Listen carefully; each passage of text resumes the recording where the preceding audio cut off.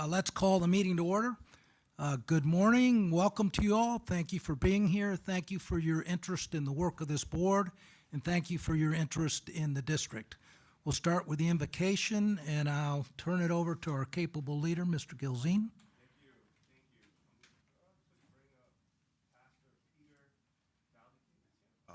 Testing. There we go. So I'd like to bring up, I have a heartfelt gratitude for my friend, Pastor Peter Valdi of First Orlando.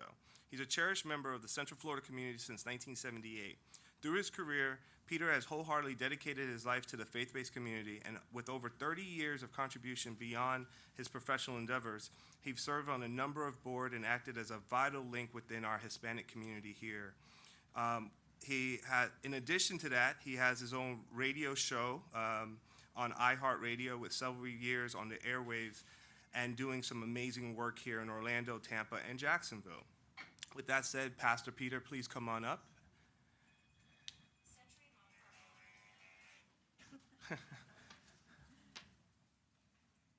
That was a great sound effect for me to come up. That was awesome. First of all, I'd like to thank the board for the invitation and the opportunity to come and just do the invocation. And it's in these trying times, much necessary prayer is needed. Let us pray. Father, we thank you this morning, first of all, for waking us up and allowing us to be here. In the midst of the storms outside that we physically feel, there are many storms also happening within ourselves. And I just pray that you would give this board direction, that you would lead them to make the right decisions for our community as a whole. And I pray that every word that is said will be gratifying to you, and that together we will make a difference for Reedy Creek, for Central Florida, and for the state of Florida. We pray all these things in Jesus' name. Amen. Amen.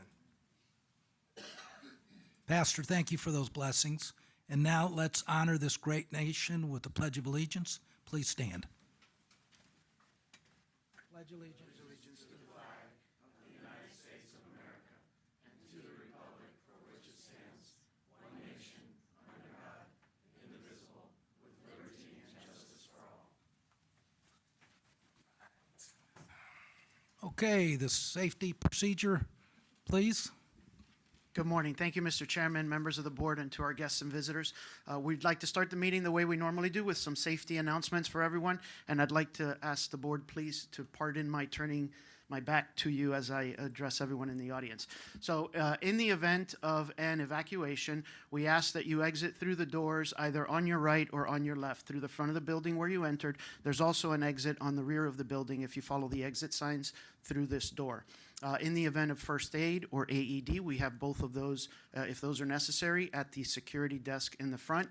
And if you do make your way out to the parking lot, our employees will be wearing a safety vest. A couple of employees will be charged with wearing a safety vest and be at the ends of the parking lot. Please make your way to those areas so that we can account for everyone who is in the building. Thank you very much and enjoy the meeting. Thank you.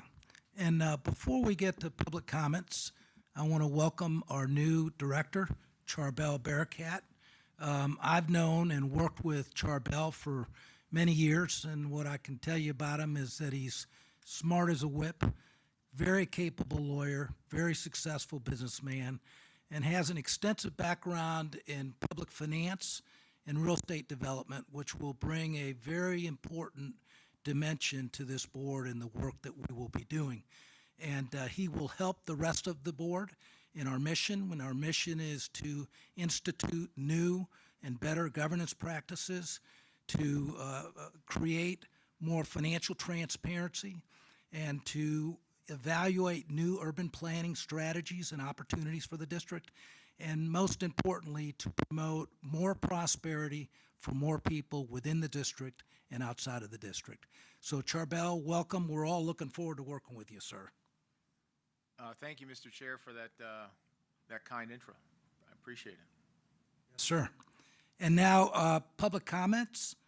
We have one from Debbie McDonald. Welcome back. And just remind us, if you're here in a representative capacity, if you represent anybody. If not, if you're here individually, that's wonderful too.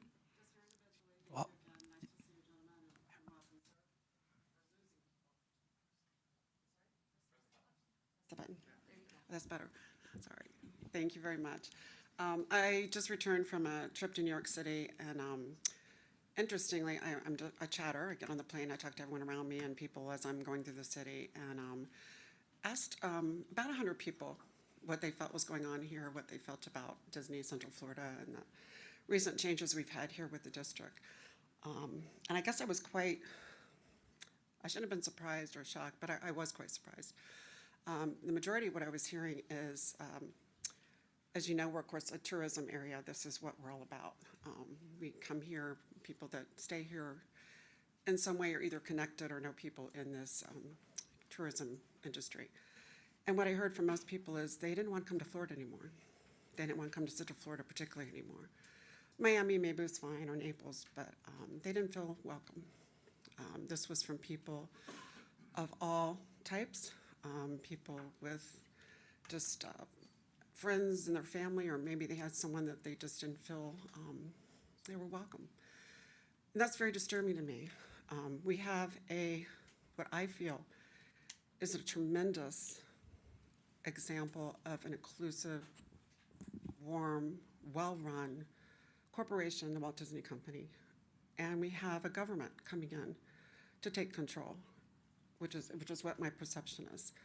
I met with Glenn because I told him some of my concerns about my area, Osceola County, where I live, where our concerns are more about our education, the homeless, our daily lives that we go about, and we are being affected. We are being affected when friends aren't coming, and when people I just meet, complete strangers in the street, don't feel welcome to come here anymore. It's hurting the attendance numbers. I don't know what those are. They don't release them, but I'm sure you all can find out. But I do know from our local business people, our local hotel operators, that they're already feeling the numbers change.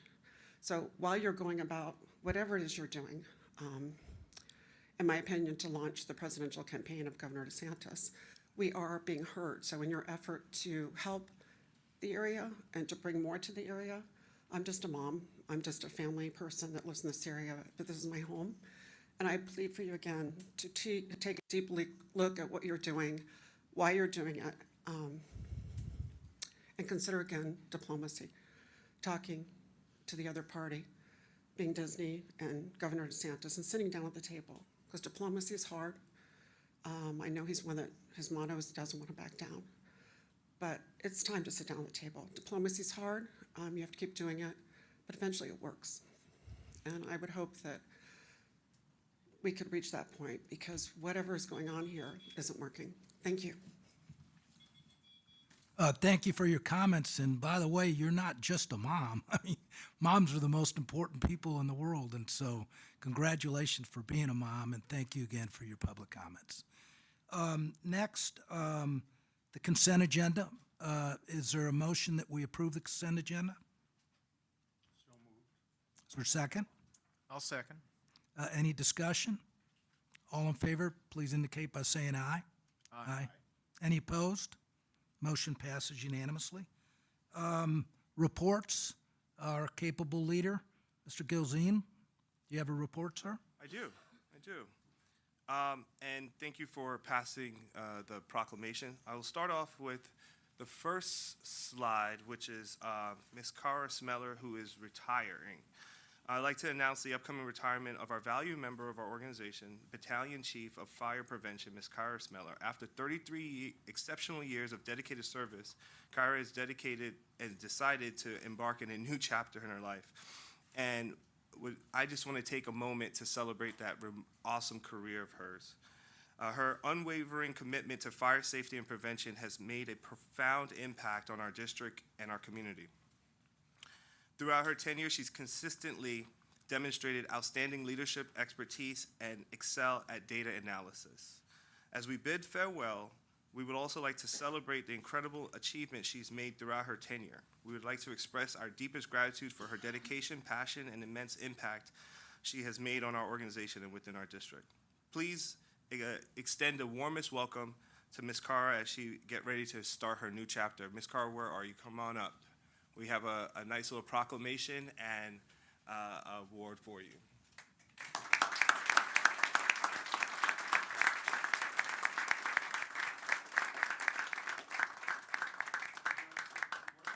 Before we award this to you?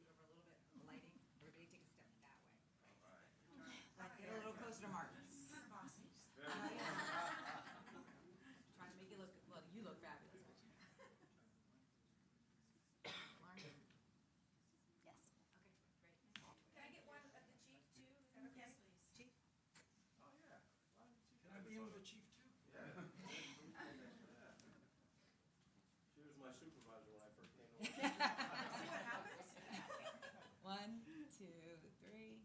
One more. All right, great.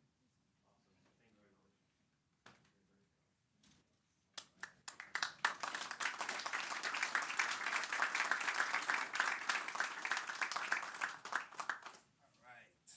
That's one down. Got one more to go. I would also like to announce the retirement of Bruce Jones, our esteemed Director of Procurement at the district. After an incredible journey spanning over 20 years in our organization, Bruce has also decided to move on to something fun and exciting in a new chapter. Bruce's unwavering dedication, exceptional leadership, and extensive experience have been an invaluable asset to our team and the company as a whole. His remarkable contribution and growth and success of our procurement department is immeasurable. Over the past 2 decades, Bruce has consistently demonstrated his expertise, integrity, and unwavering commitment to excellence.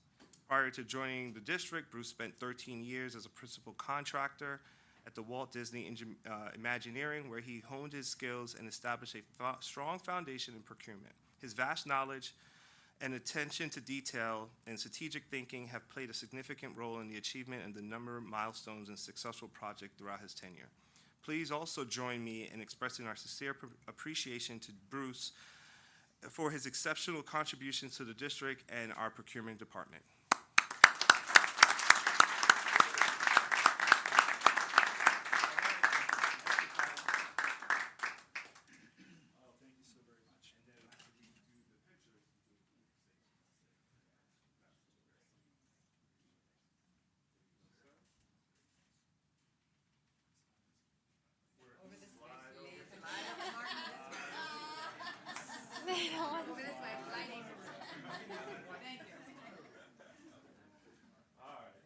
Thank you. One, two, three.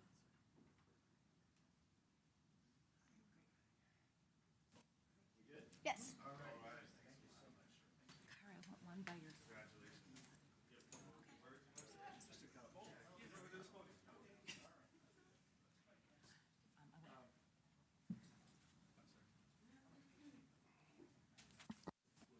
Oh, Still bossy.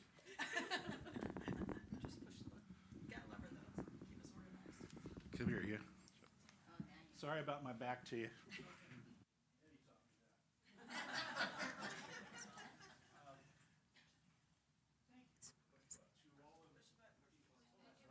But I did. Anyway, thank you to everyone here that I've worked so closely with over the years. I recognize a lot of great faces here. And, you know, over a period of, 20 years and 6 months, I think it'll be by about the end of this month when I retire, you do interact with a whole lot of people at a very professional level. Everyone here is just so professional in how they perform their jobs. I can't imagine working for a more professional organization. It's been a pleasure, and it's been an adventure, you know. As Mr. Gelsian mentioned, I started with Walt Disney Imagineering back in 1990 and got a tremendous amount of experience in project delivery, which prepared me well for the roles that I've had here at Reedy Creek Improvement District. And so, you know, that's it. I want to say thank you to some people in particular, though. I would be remiss in not doing so. Every single director here who I've worked very closely with, thank you. Mr. Classy, thank you, sir. Tremendous mentor and a classy guy. Fits his last name very, very well. You know, he taught me grace and I think patience, right? So with that, I think I'll say thank you again, and we're done. Okay.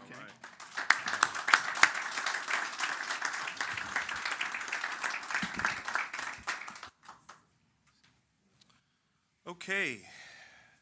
I recently had the pleasure of meeting Dr. Kathleen Pinsky, the president of Valencia College, and her team to explore exciting partnerships between Valencia College and the Central Florida Tourism Oversight District. This partnership aims to cultivate mutual growth and community development in key areas of focus. 1, internship and job shadow programs We can offer them valuable hands-on experience within our organization. These programs will bridge the gap between the academic learning and real-life application while nurturing a pipeline of skilled professionals. Additionally, talent acquisition by collaborating with Valencia College will gain access to a pool of talented graduates who are well-versed in our industry and understand our local context. This will also allow us to recruit individuals with the skills and knowledge needed for our organization's success. With that said, I would like to bring on Dr. Jeff Joltz, the Executive Dean of the School of Public Services and Legal Studies, and Dave Garano, the Senior Director of Business and Adult Outreach Recruitment, to speak more about this future partnership. Thank you, Mr. Gilzine and board. Thanks for having Valencia Pumas in the room this morning. We appreciate it. Valencia was founded in 1967. We have 10 locations in Orange and Osceola County right now, and we are growing. Some fun facts here, nearly 1 out of 4 UCF grads come from Valencia, so we are a big feeder into UCF.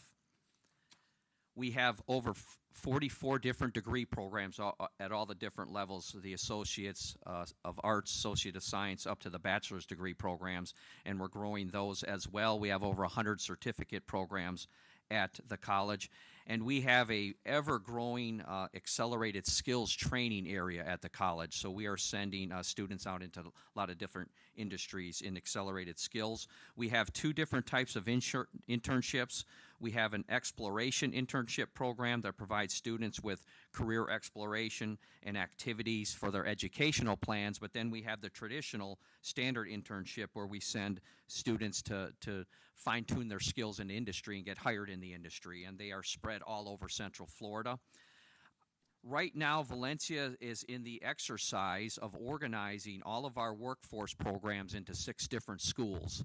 We only have 2 or 3 right now. We're going to have 6 in the future: School of Arts and Entertainment, School of Business and Accounting, School of Computer Science, School of Health Sciences, School of Hospitality, Tourism and Culinary, and the School of Public Service and Legal Studies. Currently, we're the School of Public Safety. I'm the executive dean there. So I want to give a shout out to Chief Lapierre. We have a very strong partnership with the chief and his team here at Riddy Creek. We serve over 3,700 law enforcement officers at the School of Public Safety, nearly 3,000 firefighters from 12 different agencies to include Riddy Creek Fire. Just some quick fire numbers. We have nearly 1,000 enrollments in advanced specialized fire at the School of Public Safety, and Chief Lapierre sends a lot of his firefighters to us for that.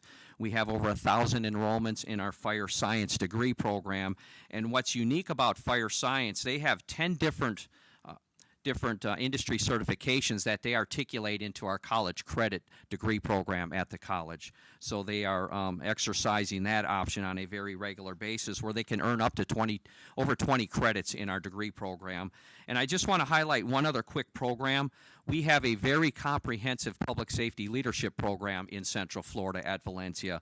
And Riddy Creek Fire, the chief, has sent 15 employees over the years to that leadership program, and he is a huge supporter of that program, so we hope to continue that with the new chief. We are, it's bittersweet. We have such a wonderful relationship with Chief Lapierre, but he's leaving, and we understand it's time for retirement. So thank you, Chief, for all your support at Valencia and the School of Public Safety.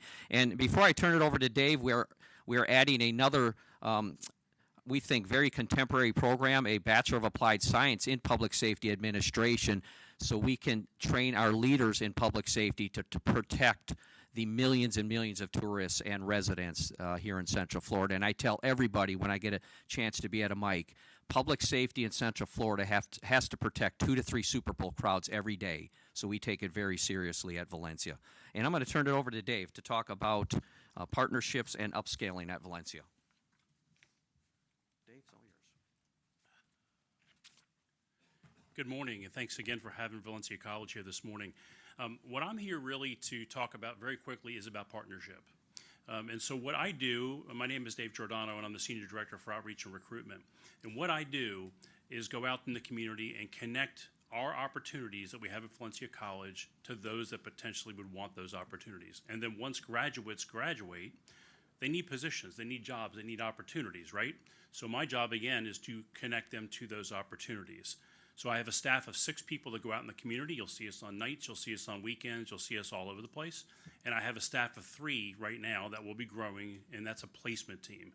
And what they do is directly connect organizations with graduates, and it can be any graduate that we have. We have 135 programs that are degree programs or certificates. So there's a lot of different graduates that are coming out of the college at all times.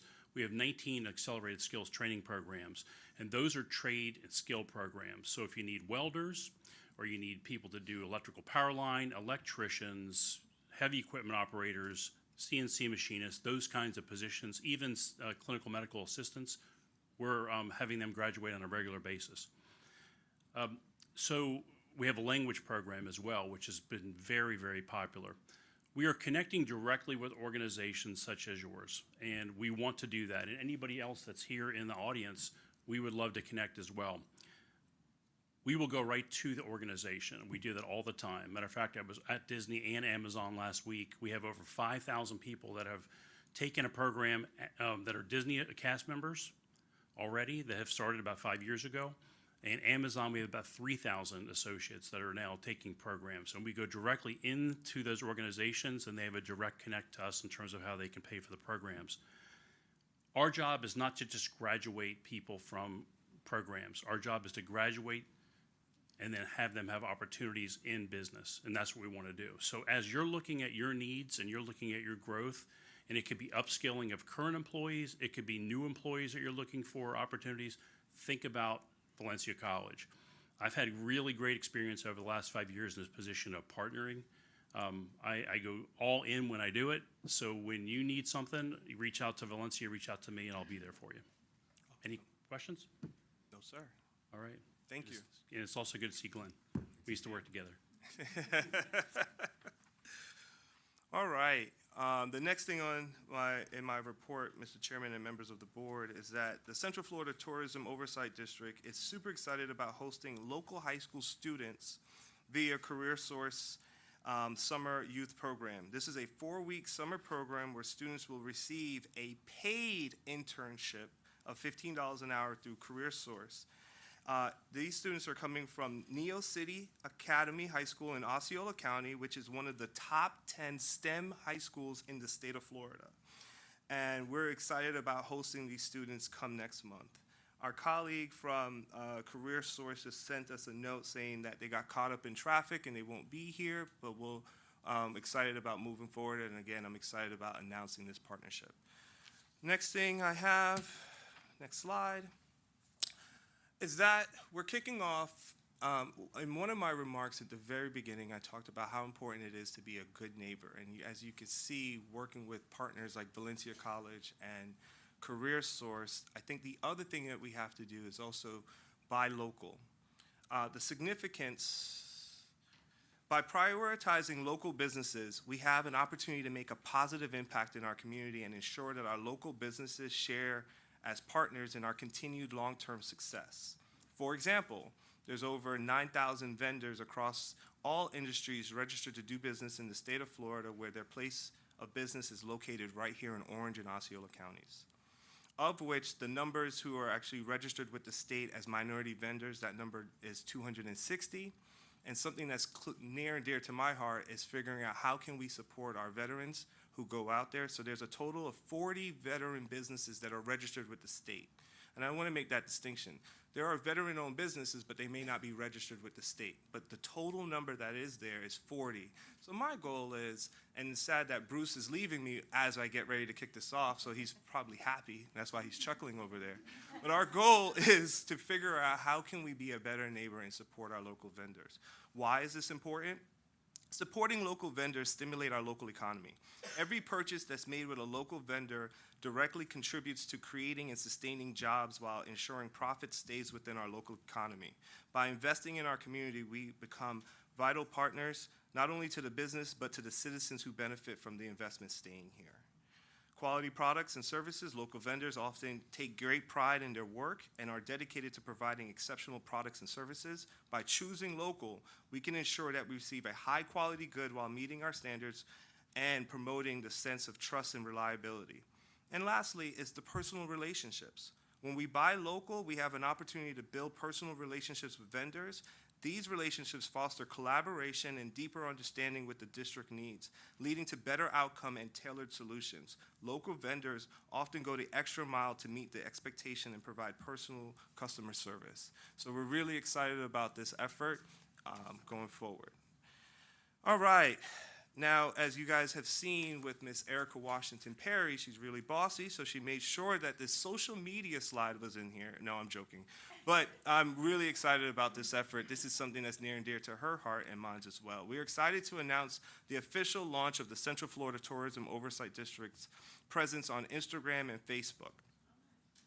We will invite you to join us, click, sign on and like us, like our page, as we get ready to kick off this awesome journey. This will allow you to get direct access to the latest news and announcements. We'll keep you informed and engaged. You'll get a behind-the-scenes, exclusive glimpse of our inner working in the district.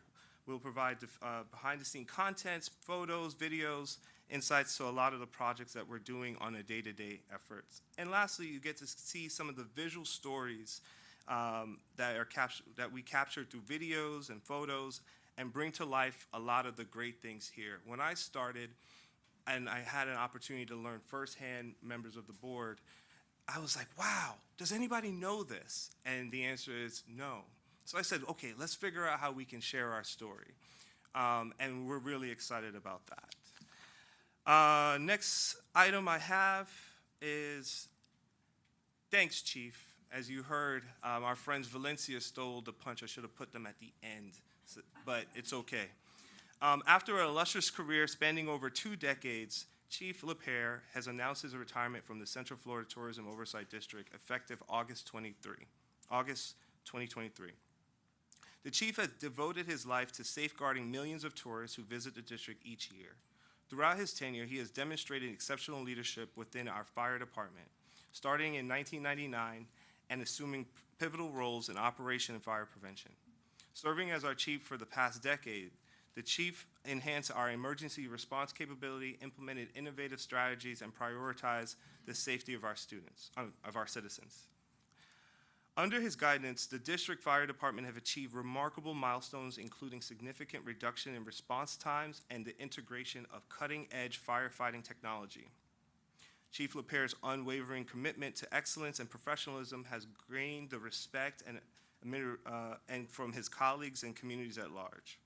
Throughout his tenure, the chief has faced a number of challenges and displaying exceptional crisis management skills and setting a high standard for all firefighters to follow through his unwavering dedication and selflessness. Chief, we will deeply miss you and your leadership and your expertise. And we extend a heartfelt gratitude for your tireless service to our community. Do you have any words that you want to say? I know that's dangerous, but I'm gonna let it. If you know, Chief, you know that's going to be a little dangerous, but I'll give you the floor. You only have 2 minutes. Just thank you to everybody that I worked with. I think I'll just defer to maybe a future board meeting when I get my plaque. I'll say a few Okay. words at that time. But I thank you for recognizing me today. Yes, sir. For the one thing, my success on the fire, being the fire chief here is because of all of you and all of the people in the fire department work for me. I could not be successful without them. So they have a big part in me being successful. So they're the real boots on the ground, and they make me look good. Thank you.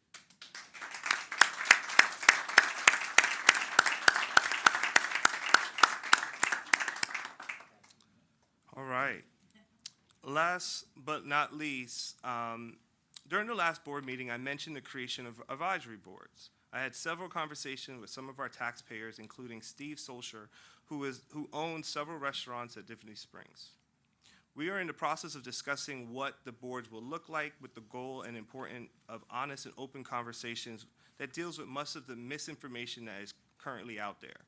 I'm pleased to say that yesterday's meeting, we was very productive, and I may say that he's also taken the time to meet with me on his birthday. So I'm very grateful for that as well. And one of the things that I had an opportunity to do with Steve, and as I shared, it's always important to get feedback from our community. I got his feedback, and I am pleased to announce that we have a brand new logo.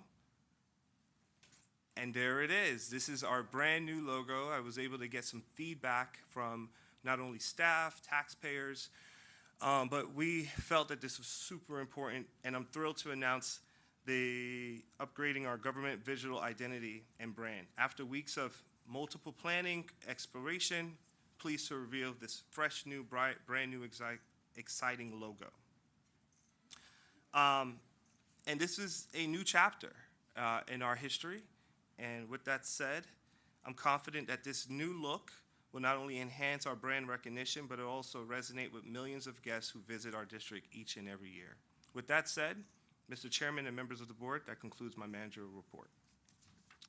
Thank you very much, Mr. Gilzine, and on behalf of the board, I want to thank you for taking the initiative to recognize the chief and the other retiring members of our staff. There's nobody more important to us in the work of this organization than our employees. And so thank you very much for taking that initiative. And in addition, thank you for reaching out with the programs that you have presented here today. I think that is wonderful. We want to be good community citizens, and the fact that you're reaching out to the local universities and other constituents really speaks volumes about your leadership, and we're deeply appreciative for that. So thank you for that wonderful report. Next, Mr. Langley, do you have any comments? Do you have any presentation? No presentation, but I do have a few things. It's hard to follow that act.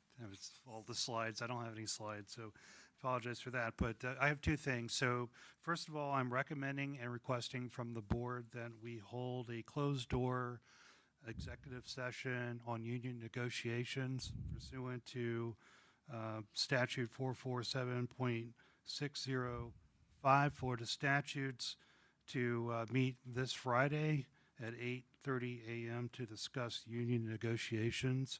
And we'll post that meeting shortly. And that'll be a meeting closed door. No public is allowed to attend that. It would be the board members, Mr. Gilzine, myself, and then the labor attorneys. So that's my request. And we'll go ahead and move forward with that unless there's any objections. Second thing is I'm requesting a closed-door litigation strategy meeting with the board and the litigation counsel, myself and my partner, to discuss the pending litigation filed by Walt Disney Parks and Resorts USA, Inc., both the state and federal cases. I think it's a good time to have a closed-door meeting to have discussions and elicit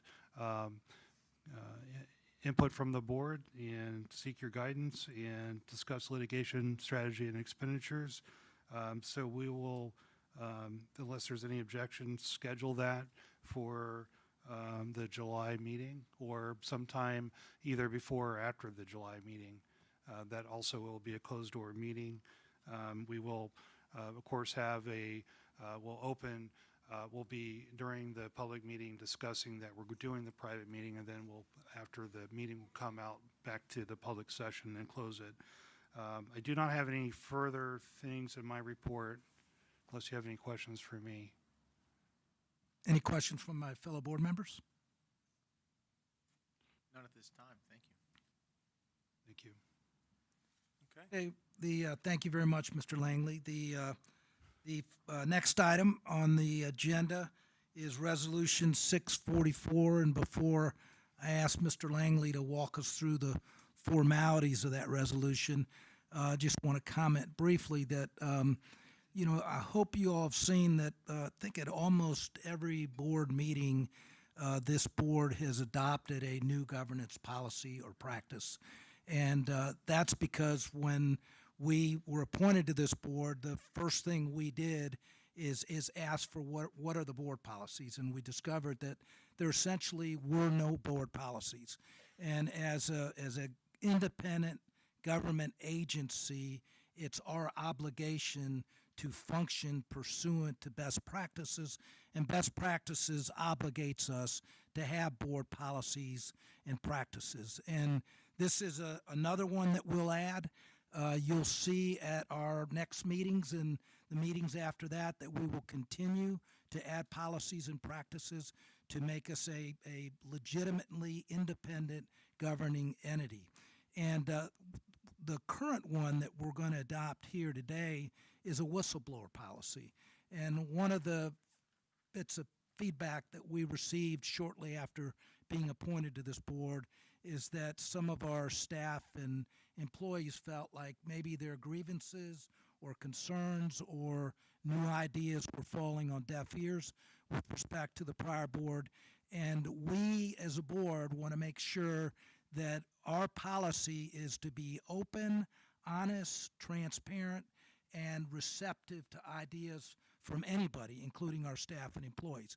And so we're adopting a formal whistleblower policy that's new to the district, and hopefully that sends a message that the culture here is, from the board's perspective, we want to hear from you, good, bad, and ugly, whatever it is.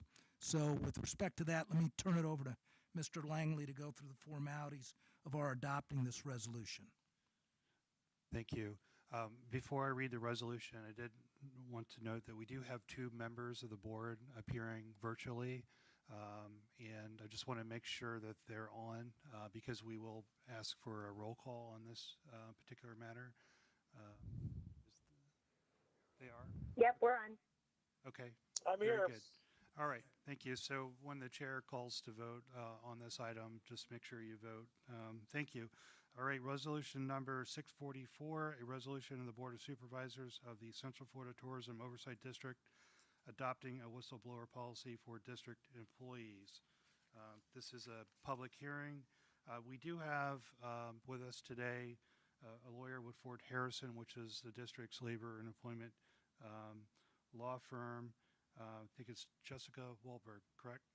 Okay. If you have any questions about the particulars of the policy, but as the chair stated, that we are proposing a whistleblower policy to essentially request that, or give our employees the ability to come to Mr. Gilzine or the HR department and report any, in good faith, any violation they suspect of any federal, state, or local law, rule, or regulation committed by another employee or an agent of the district or independent contractors, so that those matters are taken seriously and dealt with in an appropriate manner.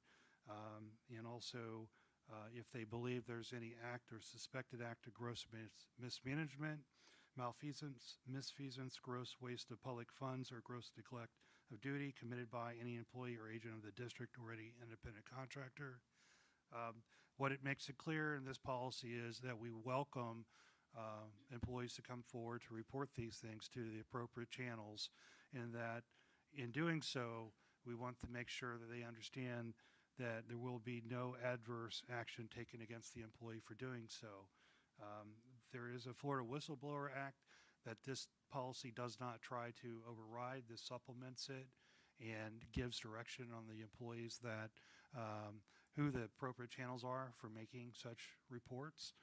And with that, I really don't have anything further. We do have a delayed effective date in the resolution with respect to the union employees, and it gives Mr. Gilzine the ability to delay the effective date even further if he feels that's necessary in dealing with the union on this particular policy.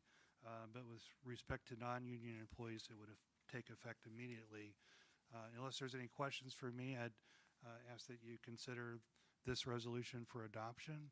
And at this time, I don't believe we have any speakers, but I would ask if there are any public comments, that now would be the appropriate time for someone to make a comment on this resolution since it's a public hearing. Debbie, yes, ma'am. Did you want to make a comment?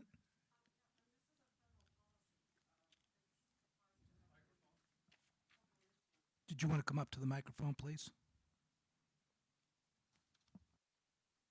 Yeah, I guess my only question would be, this is a federal policy that we all learned about in Business School 101. It's for every corporation, every business in the country.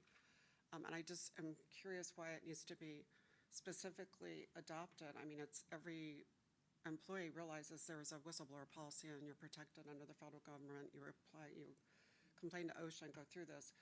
It's unspoken, just like our right to non-discrimination or other rights that are prevalent in every business. And I guess I'm just curious why the need to adopt it specifically for Woody Creek, or to keep bringing in policies that seem to be generic, that are already well established. That's all. Thank you. The answer to that question is that we want to encourage open and honest government, and we want to establish a culture for the employees so they feel free to come forward. And when we took over these responsibilities, the information we received is that certain ideas and other issues were falling on deaf ears. And so we want to make a public statement as a board. We want to adopt a policy that says we don't have deaf ears. Nothing will fall on deaf ears. And so if you have an issue, here is a new policy. Here is a new culture. And we want you to be heard. And so that's why we're specifically doing that. You know, if I might add to that, is this resolution gives the employees specific direction on who the appropriate people are to make these reports. And this policy is similar to what other local governments do. I mean, a lot of employers have whistleblower policies, so you know, it's not necessarily correct to say that just because it may be in federal and state law, that's not appropriate to adopt a policy, because most local governments have policies like this so they can make it clear to the employees who to report to, because it's important who to report to in order to have the protections under the policy or under state law. So that's one of the things it does. In addition, it, as the chair said, it gives a strong statement by this board of their encouragement to make it clear that there is this process in place, and it is encouraged to report these things. So anything that is against our policies or misfeasance, malfeasance, gross mismanagement, it can be corrected. So it is an important policy to have. Thank you. And you may find too that we will be superfluous as a board in promoting good policy, and we don't mind being superfluous in promoting good policy. So you may see more of that. But thank you for your question. So we need a vote on this, Mr. Langley? We need a motion and a second and then a vote. Okay. Is there a motion? Mr. Chair, I will so motion. Is there a second? Second. Any discussion? All in favor, please indicate by saying aye. Aye. Any opposed? Aye. Any opposed? Let the record reflect the motion passes unanimously. And there's no unfinished business on the agenda. I'd ask my fellow board members if there's any other business they'd like to bring before this meeting. Hearing none, we will adjourn, and I want to thank everyone for attending. Thank you very much.